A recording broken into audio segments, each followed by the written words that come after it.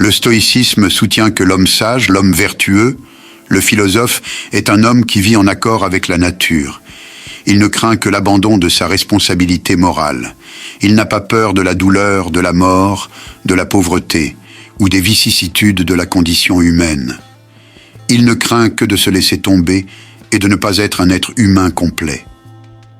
Le philosophe Marc Aurèle était l'un des pères fondateurs du stoïcisme et il est célèbre pour son livre « Penser pour moi-même ». L'idée d'être un grand homme peut sembler nébuleuse, mais il y a peut-être personne dans l'histoire qui mérite plus ce titre.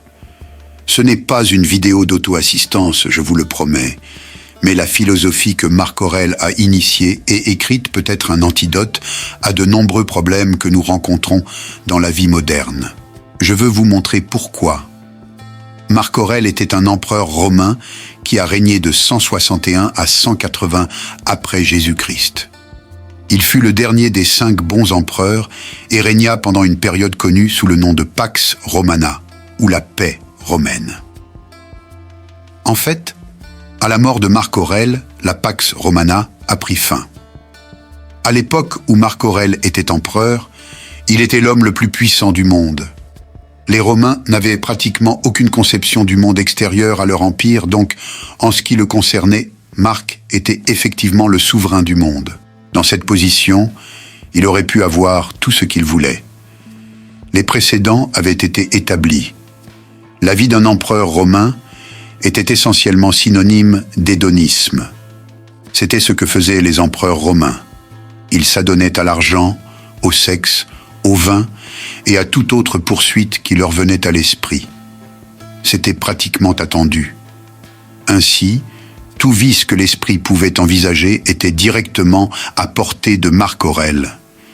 Il était entièrement libéré par l'argent, la loi, les coutumes ou même l'éthique. Rien ni personne ne l'aurait empêché de réaliser ses désirs les plus fous. Mais même dans ces circonstances illimitées, Marc Aurèle choisit une vie de vertu. Il choisit d'être un homme bon. Et pas seulement en un instant ou à une occasion, mais chaque jour pendant les 19 années de son règne en tant qu'empereur. Marc Aurèle était fondamentalement un homme bon.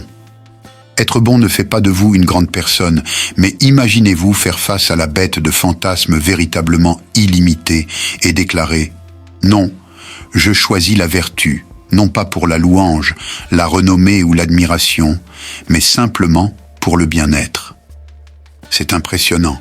Considérez les circonstances et imaginez que vous étiez dans ces circonstances pendant presque 20 ans. Pourriez-vous chaque jour surmonter le monstre de la tentation, sachant qu'il n'y aurait aucune répercussion, peu importe ce que vous choisissez de faire? Que feriez-vous? Comment agiriez-vous? Je sais que je ne pourrais pas suivre l'exemple donné par Marc Aurèle. Et nous savons que c'était un vrai exemple parce que lorsque personne ne regardait, c'était là que Marc était le meilleur. Penser pour moi-même est un livre écrit par Marc Aurèle. Eh bien, ce n'est pas vraiment un livre. C'était le journal personnel de Marc Aurèle. Ce livre est essentiellement Marc naviguant à travers la vie.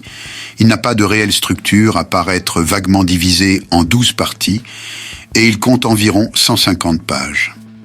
Penser pour moi-même est le titre que les éditeurs ont donné. Les écrits n'avaient pas de titre et n'ont jamais été destinés à être lus, encore moins publiés par quelqu'un d'autre que Marc lui-même. Ils étaient les confessions et les croyances les plus profondes de Marc Aurèle. Avec cela en tête, Penser pour moi-même est extrêmement révélateur du caractère de son auteur. Car encore une fois, Aurèle n'écrivait cela pour personne d'autre que lui-même. Mais malgré cette nature apparemment improvisée, Penser pour moi-même est l'un des livres les plus puissants et poignants jamais écrits. Indubitablement, la meilleure chose à faire est de lire Pensez pour moi-même vous-même. Il y a des copies dans presque toutes les bibliothèques et librairies du pays, peut-être du monde entier, mais pour les besoins de cette vidéo, il y a quelques idées que je pense vraiment valoir la peine d'être examinées. Marc Aurèle croyait en la vie en accord avec la nature. Par nature, Aurèle se référait aux plantes et aux animaux, oui, mais aussi à l'ordre naturel de l'univers. Les arbres poussent parce que c'est ce pourquoi ils sont faits. Ils grandissent aussi grands qu'ils le peuvent et deviennent aussi beaux qu'ils le peuvent, non pas parce qu'ils recherchent des louanges ou une validation extérieure, mais parce qu'ils sont faits pour cela. C'est l'ordre naturel. Une chenille devient un papillon, un oisillon frêle devient un aigle, non pas parce qu'ils le souhaitent, mais parce qu'ils sont créés pour cela. De la même manière, Marc croyait que le devoir d'un humain était de réaliser son potentiel. Il ne croyait pas à l'accumulation de richesses ou à la recherche de distinction ou de récompense. La nature vous a fait humain, et avec cela en tête, il était de votre devoir sur cette terre d'être le plus aimant et le plus vertueux possible. Pour Marc, c'était le summum de l'accomplissement humain, et un potentiel non réalisé était le pire endroit où l'on pouvait sombrer. Après tout, vous ne pouvez contrôler rien d'autre.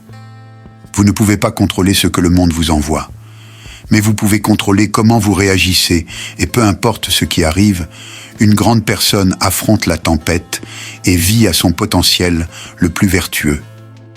C'est votre devoir en tant qu'humain. Marc Aurèle était un empereur, donc bien qu'il ait peut-être apprécié de passer du temps à écrire, ce n'était pas son travail, et il n'écrivait pas beaucoup.